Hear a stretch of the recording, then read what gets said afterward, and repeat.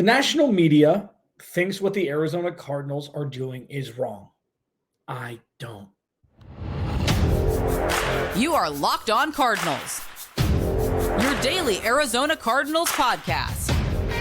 Part of the Locked On Podcast Network, your team every day.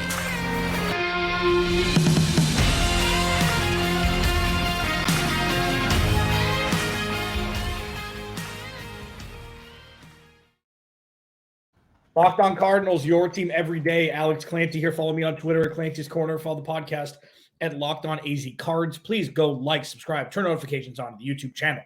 Do it. Search Locked On Cardinals. Thank you for making Locked On Cardinals your first listen each and every day. This episode of Locked On Cardinals is brought to you by FanDuel. FanDuel Sportsbook, official sportsbook of the NFL. Make every moment more. Visit FanDuel.com/LockedOn today to get started. There are some rumblings. There are some,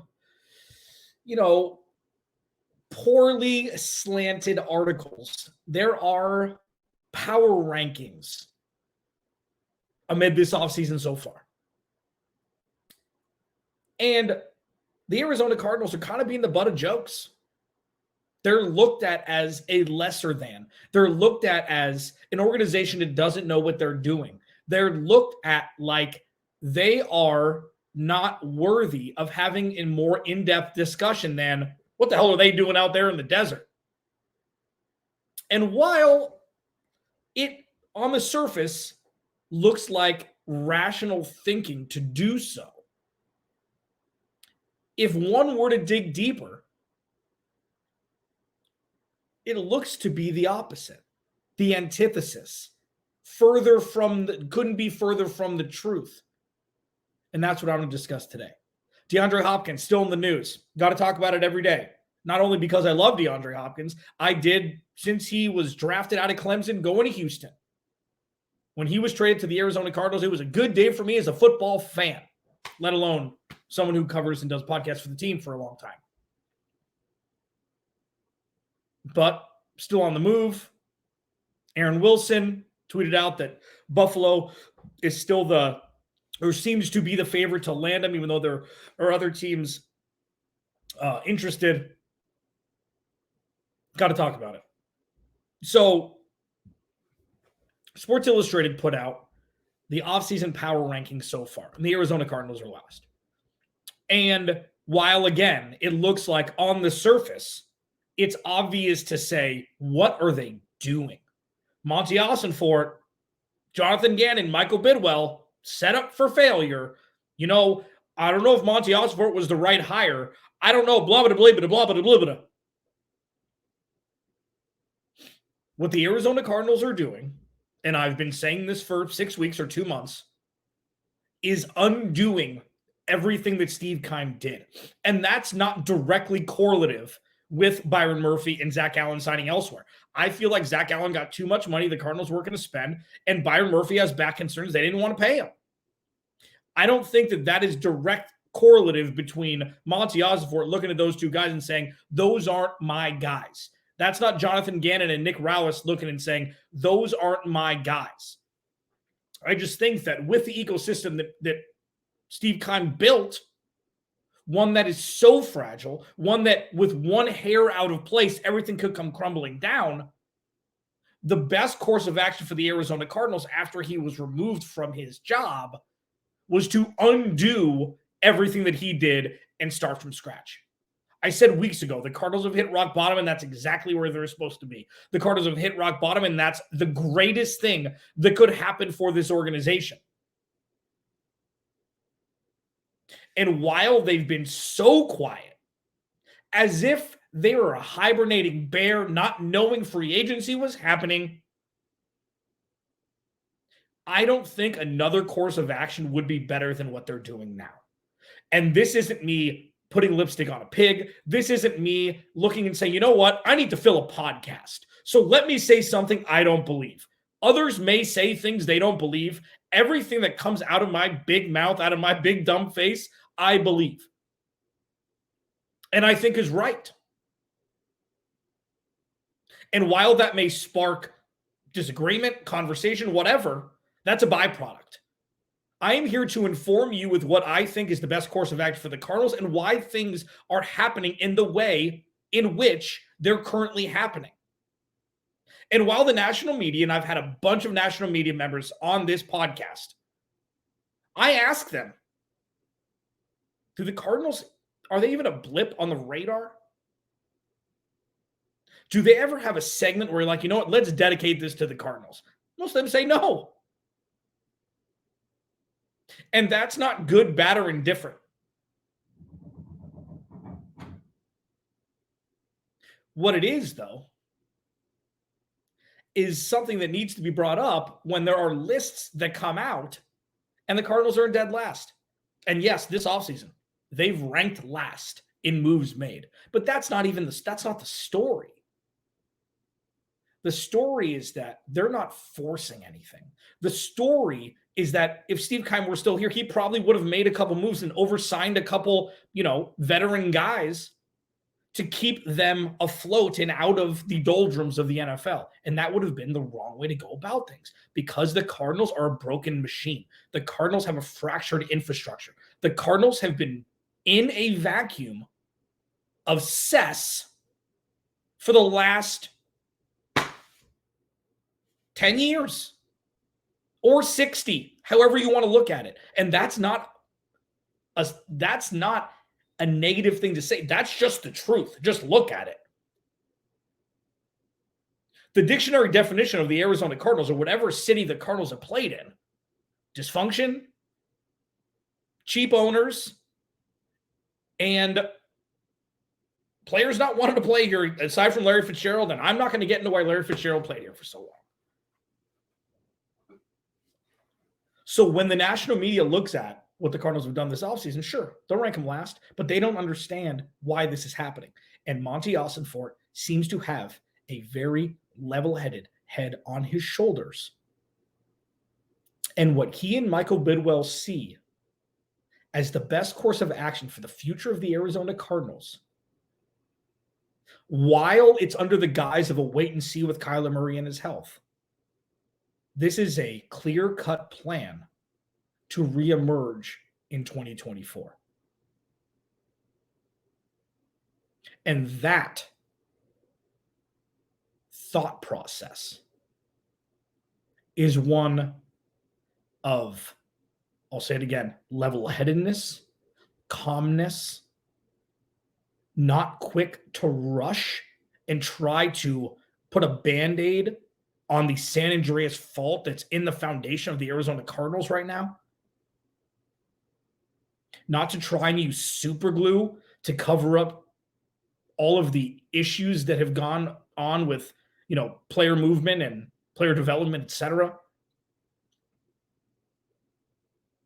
This is the Arizona Cardinals in potentially the most rational string of moments since the end of the 2022 season to now than we've seen in a very, very long time. And maybe the first time ever since Michael Bidwell took over operations. And that is something that needs to be lauded regardless of outcome. All the Arizona Cardinals have now are possibilities.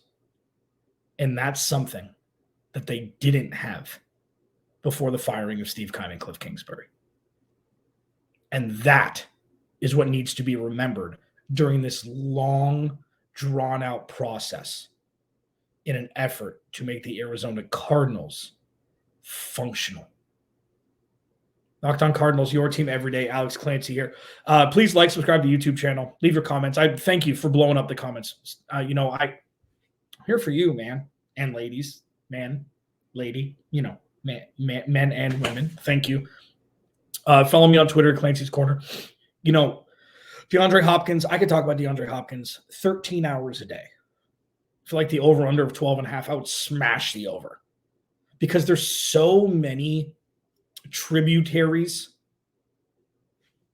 that feed into the river that is the DeAndre Hopkins story. and how many rippling effects. That's like three water metaphors in 30 seconds. I should win the dang Pulitzer.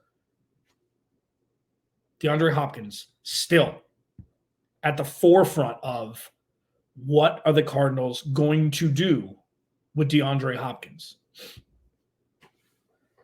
So one thing you should do is download the FanDuel Sportsbook app right now. This episode of Locked On Cardinals is brought to you by FanDuel, America's #1 sportsbook. That's because right now, FanDuel is giving new customers a no-sweat first bet up to $1,000. That's up to $1,000 back in bonus bets if your first bet doesn't win.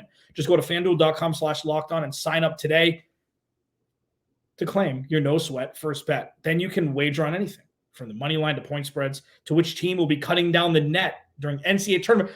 Oh my goodness gracious. Last night was insane. Tonight, hopefully, the second round of the Sweet 16 games will be equally as insane, all on an app that's safe, secure, and super easy to use. So don't miss your shot at a no-sweat first bet up to $1,000 when you join the FanDuel Sportsbook today. Just go to FanDuel.com/lockedon to sign up. Make every moment more with FanDuel.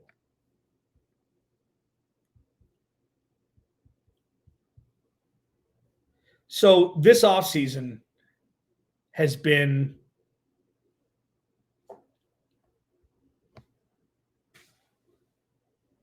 and like if there was ever a time where Charlie Chaplin could come in and define an offseason without saying any words, that was it. 4 seconds of dead air is what defines the Arizona Cardinals offseason so far. And even losing Byron Murphy and Zach Allen aren't like huge needle movers one way or the other. Yes, both played well. Yes, Zach Allen should have been retained in my opinion, but not for that sticker, not for that Walton money that he's getting in Denver. And who knows? Both are on very short deals. They could end up as Arizona Cardinals later in their career. Both will be before 30, younger than 30 before both those contracts are up. So I implore you to see what the national media is saying, but understand that, in my opinion, it's a very short-sighted look at what is needed to be an intense and absolute overhaul of the Arizona Cardinals, internally, externally, everything, and get the damn bird off the side of the helmet. All it does is signify losing. Get it off. Get it off. At least as an alternate, get that bird off the side of the helmet. At least for an alternate. Please. DeAndre Hopkins seems to be on the move. Aaron Wilson tweeted out that the Bills are, one of the front runners, if not the front runner. I went on Buffalo Radio WGR 550 in Buffalo over a couple days ago, and I was talking to them, and they didn't understand it. Nate Geary's one of my boys. It was his show. He co-hosted the show. That they wouldn't part with a second-round pick. It was like I had to convince to the better minds, especially in Buffalo Radio, that DeAndre Hopkins was worth a second-round pick. I don't understand why. Sure, missed 6 games, PEDs. I still defend the fact that, and this isn't even because he's a Cardinal. This isn't a homer look at this. He missed the first 6 games due to PEDs. He comes in, he has 260 yards receiving, and I think 2 touchdowns and 14 or 20 plus receptions in the first 2 weeks when he comes back. He's DeAndre Hopkins. And whoever gets him is going to underpay, even if it's a second-round pick. Would you rather have a wide receiver 1, bona fide Hall of Famer for 9 games a year, or DJ Chark for 17? You take the former, especially if you're a contender. You take him for as many games a year as you can get him. But it seems like the conventional wisdom would lend me to think that the Cardinals are not going to get a second-round pick for him. A couple days ago, and you should check this podcast out too, I think it was on Tuesday or Wednesday, I said, if you package DeAndre Hopkins with a 3rd overall pick, the chance of you getting a higher pick for him specifically goes up, I think, pretty significantly. So if you trade the 3rd round pick, or you trade the 3rd overall pick to the Raiders or something. I saw this floating out there, to the Raiders with DeAndre Hopkins. You could get, the pick swap in the first round, obviously, maybe a second this year and a first and second next year. It depends on how many teams want to trade up to 3. But with DeAndre Hopkins specifically, I'd rather the Cardinals keep him and extend him than trade him for a third-round pick. Because most of the teams that are going to want to trade for him have somewhat content. Like, it's not even going to be a high third-round pick.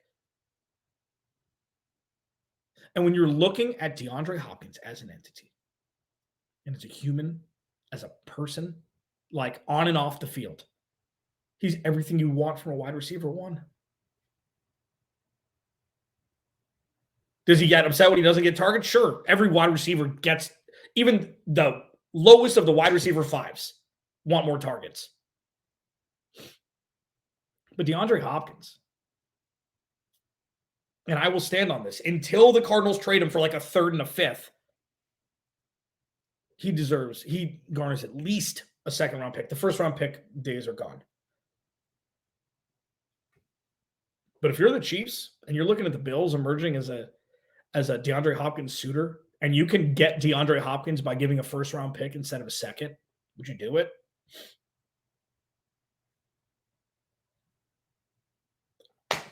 I mean, if I'm Brett Veach, I'm looking at it. That just could be wishful thinking on my part. Kyler Murray. Should he rush back? And by rush back, I mean do everything he can to be ready for week 1 in an effort to make this not a gap year, but a year where the Cardinals can contend at least a little bit more than it looks like they will on paper. It's an interesting thought. Let's hit it on the other side. Thank you for making Locked On Cardinals your first listen each and every day, your daily source for Arizona Cardinals content, part of the Locked On Podcast Network, your team every day. Like and subscribe to the YouTube channel as well. We'd love to get to 3,000 subscribers before the start of the 2023 season. Let's try and blow this up as much as possible, baby. Kyler Murray, rehab's going well. Rehab maybe ahead of schedule. That video on Instagram weeks ago. A human being's not supposed to be able to do that after tearing their ACL and just most recently having surgery. And Kyler Murray is a polarizing figure now. Not for me, but just national media, fans. I've never seen a fan base more split on a franchise quarterback. And over the last year, the second half of 2021 through 2022, I've said that that's just confirmation bias. Whatever side you are, whatever side you're on, it just confirmed and strengthened your side. Okay? You don't think Cliff Kingsbury's the guy? Boom. The last 25 games of him coaching here prove that. You're not a Kyler Murray guy. Can't stay healthy. Tore his ACL. Rams game. Pick 6 in the end zone where he flipped an underhand. Confirmation bias. So nothing was really deciphered over the last 25 games, aside from the fact that Cliff Kingsbury never deserved to be head coach of the Arizona Cardinals. Come on. Like, if you disagree with that, I apologize. This isn't the podcast for you. I think rationally, I choose to side with players who have won their entire career and still before getting into the NFL. And I know that high school doesn't count in the NFL. Thank you very much. And I don't back up a coach who's never won anywhere, ever. I'll side with not that. But then now, with a brand fresh, whole new world, Aladdin, Kyler Murray coming back to a new regime. Kyler Murray coming back to a brand new, pretty much start to finish, aside from Jeff Rodgers and a couple others, coaching staff, with what seems to be a rejuvenated club owner in Michael Bidwell and Monty Ossenfort. This is the beginning of Kyler Murray's career. And it's a little bit more expensive than what his rookie contract was. I feel like he's going to make more money per year now than his entire rookie contract combined with the guaranteed money. But this is when you really can gauge on if Kyler Murray's the guy for the future. So there's two questions. Does he try and get ready for week 1? Yes. Would you rather the Cardinals not have a throwaway year and actually come out and be competitive next year? Yes. If Kyler Murray's healthy for half the season or more than half the season, you try to win this year. Like, this isn't like oh, you know what? Just sit him. Just sit him. And then play rope-a-dope for a year and then come back at a high draft pick, probably get another high draft pick or two, depending in the first 2 rounds with what they do with the trade back, and then take the world by storm in 2024. That's fine.